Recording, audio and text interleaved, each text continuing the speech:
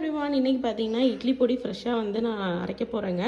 இட்லி பொடி பார்த்தீங்கன்னா ஆல்மோஸ்ட் எல்லா பொடியுமே காலி ஆயிடுச்சு. ஒரே ஒரு பருப்பு பொடி 100 கிராம்ஸ் இருக்குது. மீதி எல்லாமே வந்து சோல்ட் அவுட் ஆயிடுச்சு. ரொம்பவே நன்றிங்க அதுக்கு.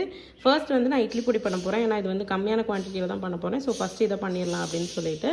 ஏன் கம்மியாக பண்ணுறேன்னா, முடிஞ்ச அளவுக்கு எல்லாமே ஃப்ரெஷ்ஷாக கொடுக்கணும். ஒரு 2 நாளில் நான் வந்து டெலிவரி பண்ணுற மாதிரி, லைக் நான் இன்றைக்கி பண்ணுறேன் அப்படின்னா நாளைக்கு நாளானிக்குள்ளே அதை முடித்து நான் டெலிவரி பண்ணுற மாதிரி தான் பிளானு.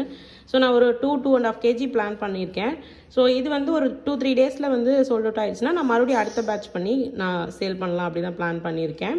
ஸோ இதுதான் கரெக்டாக இருக்கும். ஏன்னா ஃப்ரெஷ்ஷாக கொடுக்கணும் அப்படின்றது தான் கான்செப்டே. ஹோம்மேட் அப்படின்னாவே ஃப்ரெஷ்ஷாக இருக்கணும் இல்லையா? ஸோ அதனால் என்னென்ன இன்க்ரீடியன்ட்ஸ்னு பார்த்தீங்கன்னா, உளுந்து, கடலைப்பருப்பு, எள், வரமிளகா. இதுவும் வரமிளகா. இது வந்து காம்போட, இது காம்பு இல்லாமல், இது கொஞ்சம் காரமாக இருக்கும். அதனால் இது பார்த்திங்க அப்படின்னா நான் வந்து இதெல்லாம் யூஸ் பண்ணலைங்க. காஷ்மீரி சில்லிலாம் யூஸ் பண்ணல கலருக்காக அப்படின்னு சொல்லிட்டு நான் நம்ம ஊர் மிளகா தான் யூஸ் பண்ணுறேன். அதுக்கப்புறம் வரமல்லி, மிளகு, அதுக்கப்புறம் பார்த்திங்கன்னா சீரகம். இது வந்து ட்ரெடிஷ்னல் இட்லி பொடியில் வந்து மிளகும் சீரகம் சேர்த்த மாட்டாங்கங்க.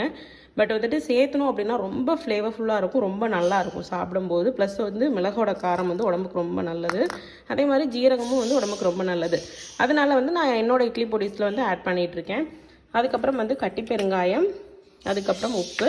கட்டி பெருங்காயத்தையும் நான் வந்து இடித்து வச்சுருக்கேன். ஒய் பிகாஸ் நம்ம அரைக்கும் போது அரைப்படலை அப்படின்னா கசக்கும் சாப்பிடும்போது. அதனால் வந்துட்டு இடித்து அரைச்சிட்டேன் அப்படின்னா ஃபைனாக பவுடர் ஆயிரும். அதுக்காக ஸோ இது இன்னும் 2 இன்க்ரீடியன்ட்ஸ் வந்து காஞ்சிகிட்டு இருக்குதுங்க. பூண்டும் கருவேப்பிலையும். கருவேப்பிலை இப்போ தான் மரத்தில் பொரிச்சிட்டு வந்து அலசி காய வச்சுருக்கேன். பூண்டு வந்து தட்டி கொஞ்சம் காய வச்சுருக்கேன். ஏன்னா அதில் கொஞ்சம் மாய்ஸ்ட், அதாவது ஈரப்பதம் இருக்கும்.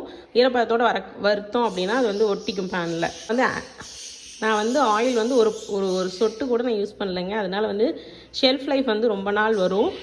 நான் வந்து 1 டீஸ்பூன், இப்போ பார்த்திங்கன்னா இது வந்து வறுக்கிறதுக்கு எனக்கு எவ்வளோ நேரம் ஆகும்னா கிட்டத்தட்ட அரை மணி நேரத்துக்கு மேலே ஆகும்.